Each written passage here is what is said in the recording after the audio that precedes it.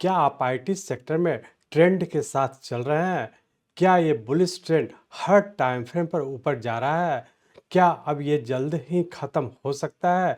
कैसे आप अपने प्रॉफिट और कैपिटल को सुरक्षित रख सकते हैं और अगले बड़े मूव के लिए तैयार हो सकते हैं? क्या नियो वेव का नॉलेज और टाइमिंग की समझ मार्केट में बेस्ट सपोर्ट देंगे? नमस्कार दोस्तों, स्वागत है आपका डॉक्टर संजय वेब के यूट्यूब चैनल में। दोस्तों, आज मैं doctor Sanjay Sinha, technical analyst working on neo web since last 28 years. Start करने से पहले मैं समझता हूं कि आप लोग निश्चित रूप से डिस्क्लेमर को अच्छे से देखकर पढ़कर समझ लिए होंगे। इस चैनल पर दिए गए सभी कंटेंट एजुकेशनल पर्पस से बनाए गए हैं और इसका उद्देश्य किसी भी प्रकार की एडवाइस या रिकमेंडेशन करना नहीं है। हम सेबी रजिस्टर्ड फिनेंशियल एडवाइजर नहीं है, इसलिए हम आपको स्ट्रिक्टली सलाह देते हैं कि अपने प्रोफेशनल के कंसल्टेशन के बिना आप कोई भी डिसीजन, फिनेंशियल इन्वेस्टमेंट, ट्रेडिंग या कुछ भी ना करें। कुछ भी प्रॉफिट या लॉस होता है तो उसके लिए रिस्पॉन्सिबल आप खुद होंगे। दोस्तों, इस YouTube वीडियो में मैं नियो वेब प्रिंसिपल का इस्तेमाल करते हुए आईटी सेक्टर का पूरा एनालिसिस करूंगा, लॉन्ग टर्म से लेकर बहुत छोटे time frame, very short term तक। अगर आप एक इन्वेस्टर हैं या ट्रेडर तो ये वीडियो आपके लिए बहुत महत्वपूर्ण है। आईटी सेक्टर अब तक एक मजबूत अप ट्रेंड में है, लेकिन यह बड़े टाइम फ्रेम पर इम्पॉर्टेंट फिफ्थ वेव के एंड के करीब है। मैं आपको वो सिग्नल दिखाऊंगा जो यह समझने में मदद करेंगे कि कब यह ट्रेंड पलट सकता है। इस समय पैटर्न ऊपर की तरफ बने हुए हैं, लेकिन क्रिटिकल वेव स्ट्रक्चर पूरे होने वाले हैं। डिक्लाइन के दौरान लॉन्ग पोजीशन लेने से पहले कंफर्मेशन का इंतजार करें। हर टाइम फ्रेम के लोअर स्टॉप लॉस लेवल को सख्ती से फॉलो करें। हमारे प्लान के साथ ट्रेड करें और इमोशनल फैसलों से बचें। उन की साइन की खोज करें जो न्यू एनालिसिस ट्रेंड को पहचानने के लिए प्रदान कर सकता है। New analysis time to make position uncover करता है। आईटी सेक्टर लाइव चार्ट का step by step breakup and interpretation देखें। दोस्तों, याद रखिए, पेशेंस ही स्मार्ट ट्रेड एंड इन्वेस्टमेंट की कुंजी है। इसका आंसर वेब थ्योरी को सभी लेवल पर एक्यूरेटली अप्लाई किया जाना और सभी डिग्री के वेब स्ट्रक्चर को सही ढंग से लेवल किया जाना है। करंट सिचुएशन में बड़े डिग्री वेव लॉन्ग टर्म से छोटे degree wave very short term को घटते क्रम में रियल टाइम चार्ट पर देखें और जानें आईटी सेक्टर किस प्लेस पर है। इस कमिंग फ्राइडे के बुलेटिन में हम आईटी सेक्टर के सभी इंपॉर्टेंट स्टॉक्स का एनालिसिस करेंगे, जिससे आप जान जाएंगे कि आईटी सेक्टर के कौन से स्टॉक आईटी सेक्टर के ट्रेंड के साथ चल रहे हैं और कौन से स्टॉक आईटी सेक्टर के ट्रेंड के अगेंस्ट चल रहे हैं। दोस्तों, मार्केट में आगे रहने के लिए अपने IT sector investment and trade से न्यू एनालिसिस को इंटीग्रेट करें।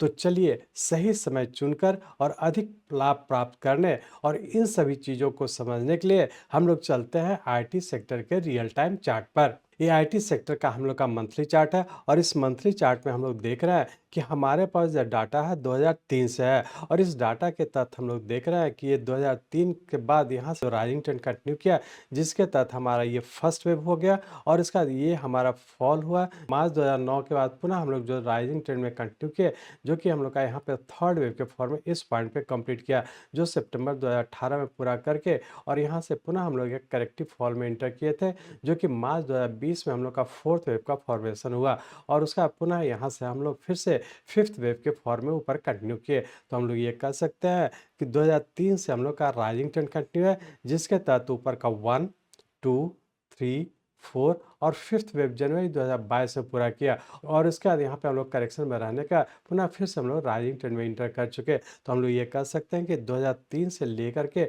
अभी तक का हम लोग का राइजिंग ट्रेंड में है, जिसके तहत यहाँ पे हम लोग का फिफ्थ वेव पूरा करके सिक्स और सेवन्थ और उसके बाद हम लोग आगे कंटिन्यू किए हैं। यदि साइकिल डिग्री की बात करें तो साइकिल डिग्री हम लोग का 2003 से राइजिंग ट्रेंड कंटिन्यू है, जिसके तहत रफली हम लोग का 21 ईयर्स का टाइम बीत चुका है। 21 ईयर्स एक फिबोनाची टाइम साइकिल का हम लोग का टाइम है। साइकिल डिग्री में हम लोग का एक इम्पल्स वेव कहीं ना कहीं पूरा होने की संभावना है। अब हम लोग यदि इस टाइम साइकिल में ट्रेंड लाइन को ड्रॉ करते हैं कि यदि हमारा ये जीरो है तो जीरो टू ट्रेंड लाइन हमारा ये हो गया। यदि हम लोग ये जो 2 पॉइंट है यही हमारा थर्ड वेव का 0 पॉइंट है, तो ये हमारा 2 4 ट्रेंड लाइन ड्रॉ कर रहे हैं तो इस पॉइंट को टच कर रहा है, जो कि मार्च 2020 में हम लोग का फोर्थ वेव पूरा करके और पुनः फिफ्थ वेव के फॉर्म में आगे की ओर कंटिन्यू कर चुके। ट्रेंड लाइन भी फॉलो करते हम लोग आगे की ओर कंटिन्यू रख रहे हैं। अब हम लोग यदि वॉल्यूम की बात करें तो वॉल्यूम में भी आप लोग देख पा रहे हैं कि यहाँ पे फर्स्ट वेव के रेस्पेक्ट में थर्ड वेव का वॉल्यूम इंक्रीज किया है, और यहाँ पे हम लोग देख रहे हैं और फोर्थ वेव के बाद जब फिफ्थ वेव के फॉर्म में ऊपर कंटिन्यू किए हैं तो यहाँ भी हम लोग देख पा रहे हैं कि थर्ड वेव के रेस्पेक्ट में फिफ्थ वेव के यहाँ पे हम लोग का वॉल्यूम इंक्रीज किया। लेकिन अब यहाँ पे देख पा रहे हैं कि जब फिफ्थ वेव के बाद ये एक्सटेंशन हो रहा है तो एक्सटेंशन के पीरियड में हम लोग का यहाँ पे वॉल्यूम तो इंक्रीज कर रहा है, लेकिन लास्ट मोमेंट पे जो कि फिफ्थ वेव का एंड पॉइंट है यहाँ पे हम लोग का वॉल्यूम डिक्रीज कर रहा है। ये अपने आप में इंडिकेट कर रहा है कि ये इम्पल्स वेव जो कि साइकिल डिग्री का इम्पल्स वेव है, जिसके तहत जब एक्सटेंशन हो रहा है तो एक्सटेंशन में हम लोग का वॉल्यूम डिक्रीज कर रहा है। ये अपने आप में इंडिकेट कर रहा है कि एक्सटेंशन में अब हम लोग का कहीं ना कहीं ऊपर पूरा होने की संभावना है। तो यदि साइकिल डिग्री की बात करें तो हम लोग का 2003 से जो राइजिंग ट्रेंड कंटिन्यू किया कि जिसमें कि रफली हम लोग का 21 ईयर्स का टाइम लगा, ये कहीं ना कहीं इस साल पूरा होने की संभावना है। तो अब हम लोग ये एनालाइज करने का कोशिश करेंगे कि साइकिल डिग्री से छोटा टाइम फ्रेम जो कि हम लोग का एक लॉन्ग टर्म से ऊपर का टाइम फ्रेम होता है, जिसके तहत हम लोग ये देखेंगे कि मार्च 2020 का जो राइजिंग ट्रेंड कंटिन्यू किया इसका सबऑर्डिनेट वेव किस पैटर्न में है और आने वाले समय क्या होने की संभावना है। तो अब हम लोग ये एनालाइज करने का कोशिश करेंगे कि मार्च 2020 का जो ऊपर कंटिन्यू किया इसका सबऑर्डिनेट वेव किस पैटर्न में है और किस तरीके का एक्सटेंशन हो रहा है। तो अब इस मंथली चार्ट को हम लोग कन्वर्ट करते हैं वीकली चार्ट में। यहाँ पे हम लोग वीकली चार्ट में आ चुके हैं। इस वीकली चार्ट में हम लोग देख रहे हैं कि कोविड के टाइम मार्च 2020 में हम लोग का एक लोएस्ट पॉइंट बना जो कि करेक्टिव फोर्थ वेव का एंड पॉइंट था, और पुनः यहाँ से हम लोग फिफ्थ वेव के फॉर्म में ऊपर कंटिन्यू किए। तो यहाँ पे हम लोग कह सकते हैं कि मार्च 2020 से लेकर के जनवरी 2022 तक रफली 2 साल का हम लोग का एक राइजिंग ट्रेंड था जो कि फिफ्थ वेव का फॉर्मेशन हुआ, और इसका यहाँ पे करेक्शन के तहत नीचे का ए बी और सी वेव इस पॉइंट पे पूरा किया, जो कि 4 जून 2024 को कंप्लीट कर करके और पुनः हम लोग सेवेंथ वेव के फॉर्म में ऊपर कंटिन्यू किए। तो हम लोग ये कह सकते हैं कि मार्च 2020 से लेकर के जनवरी 2022 तक रफली 2 साल का हम लोग का एक फिफ्थ वेव था, और उसका यहाँ से हम लोग करेक्शन में इंटर किए थे, जिसके तहत ए बी और सी वेव यहाँ फ्लैट पैटर्न का फॉर्मेशन हुआ, जिसके तहत सी वेव फेल्योर हुआ, और यही सी वेव हम लोग का जो उससे बड़े टाइम फ्रेम का हमारा सिक्स वेव था, और इस सिक्स वेव के बाद पुनः हम लोग सेवेंथ वेव के फॉर्म में ऊपर कंटिन्यू किए। तो हम लोग ये कह सकते हैं कि मार्च 2020 से लेकर के जनवरी 2022 तक के 2 साल का एक राइजिंग ट्रेंड था, और उसका जनवरी 2022 से लेकर के 4 जून 2024 तक रफली 30 मंथ्स का हम लोग का एक करेक्शन था, जो कि सिक्स वेव के फॉर्म में करेक्शन कंप्लीट करके और पुनः यहाँ से हम लोग सेवेंथ वेव के फॉर्म में ऊपर कंटिन्यू कर चुके। अब हम लोग ये देखेंगे कि 4 जून 2024 से जो राइजिंग ट्रेंड कंटिन्यू किया इसका सबऑर्डिनेट वेव किस पैटर्न में है और आने वाले समय क्या होने की संभावना है। तो इसके लिए हम लोग इस वीकली चार्ट को कन्वर्ट करते हैं डेली चार्ट में। यहाँ पे हम लोग डेली चार्ट में आ चुके हैं। इस डेली चार्ट में हम लोग देख रहे हैं कि 4 जून 2024 को हम लोग का एक करेक्शन कंप्लीट करके और पुनः यहाँ से हम लोग फिर से एक राइजिंग ट्रेंड में इंटर कर चुके थे, जिसके तहत हम लोग यहाँ पे देखें कि 4 जून 2024 से लेकर के 17 सितंबर 2024 तक के जो कि शॉर्ट टर्म का एक राइजिंग ट्रेंड था, और उस राइजिंग ट्रेंड के तहत हम लोग का 17 सितंबर 2024 को हम लोग का सेवेंथ वेव पूरा किया, और उसका यहाँ से हम लोग पुनः हम लोग एक करेक्टिव फॉल में इंटर किए थे, जिसके तहत हम लोग यहाँ पे देख रहे हैं कि 17 सितंबर 2024 के बाद करेक्शन के तहत नीचे का ए बी और सी वेव यहाँ पर हम लोग का एक फ्लैट पैटर्न का फॉर्मेशन हुआ, जो कि 4 नवंबर 2024 को पूरा करके उससे बड़े टाइम फ्रेम का हमारा एट्थ वेव हो गया, और पुनः यहाँ से हम लोग फिर से एक नाइन्थ वेव के फॉर्म में ऊपर कंटिन्यू कर चुके। तो हम लोग ये कह सकते हैं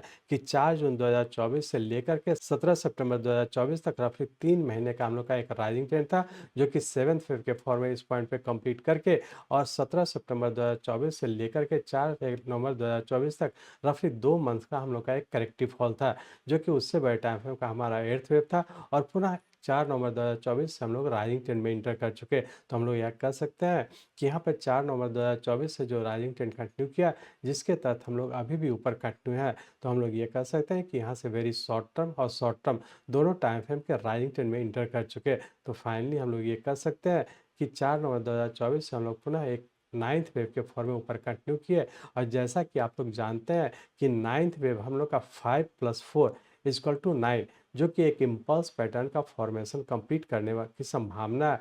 अब हम लोग ये देखने की कोशिश करेंगे कि 4 नवंबर 2024 के बाद जब ऊपर की ओर कंटिन्यू किया तो इसका सबऑर्डिनेट वेव किस पैटर्न में है और किस टाइम फ्रेम का हम लोग का स्टार्टिंग लेवल कौन सा है, और वही स्टार्टिंग लेवल आप लोग का स्टॉप लॉस होगा।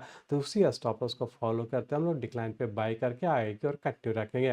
तो अब इसके लिए हम लोग इस डेली चार्ट को कन्वर्ट करते हैं आवरली चार्ट में। यहाँ पे हम लोग आवरली चार्ट में आ चुके हैं। इस आवरली चार्ट में हम लोग देख रहे हैं कि यहाँ पे हम लोग का 8th वेव पूरा किया।